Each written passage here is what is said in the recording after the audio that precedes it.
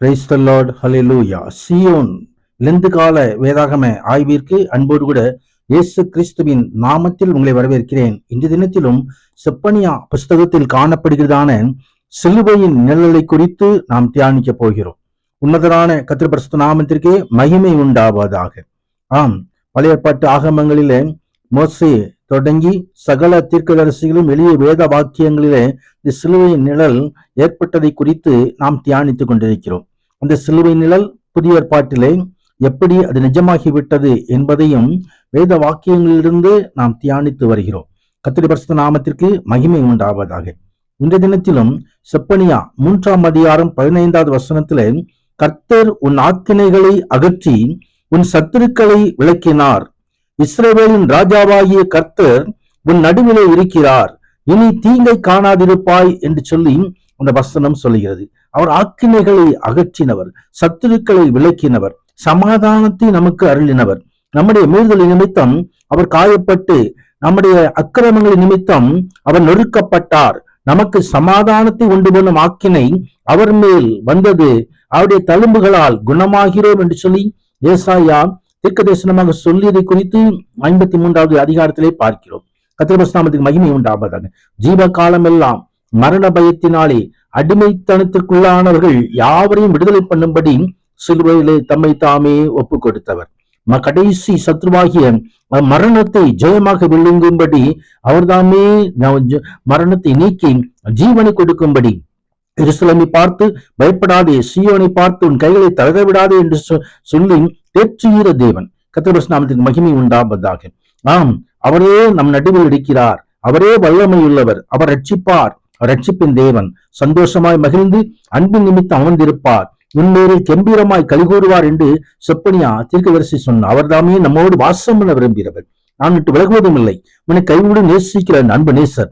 ஆம், அவர்தாமே சிறையிருப்பை திருப்பும் போது சகல ஜனங்களுக்குள்ளும் ஒரு கீர்த்தியும் புகழ்ச்சியமாக வைப்பேன் என்று வாக்குத்தத்தம் பண்ணினவர். ஆம், அவர்தாமே சிறையிருப்பின் காரியங்கள் எல்லாம் நீக்கி போடுவார். அவர்தாமே தமது மகிமை பிள்ளைகளுக்கு அருளுவார். ஆம், பிள்ளைகள் மகிமையில் கொண்டு வந்து சேர்க்கையில் அவருடைய ரட்சிப்பின் அதிபதியை உபத்திரவங்களினாலே பூரணப்படுத்துகிறது, அவருக்கு ஏற்றதா இருக்கிறது என்று சொல்லி எபிரேயருக்கு ஆக்கியோர் எழுதி வைத்திருக்கிறார். கர்த்தருடைய பரிசுத்த நாமத்துக்கு மகிமை உண்டாவதாக. நாம் பாவிகளாய் இருக்கையில் கிறிஸ்து நமக்காக மரித்ததினாலே தேவன் நம்மை வைத்த அன்பை விளங்க பண்ணுகிறார். அந்த அன்பின் நிமித்தமே சிலுவையிலே தம்மை தாமே ஒப்பு கொடுத்தார். ஆக்கினைகளை நம்மை விட்டு அகற்றுகிறார், சமாதானத்தை உண்டு பண்ணுகிறார்.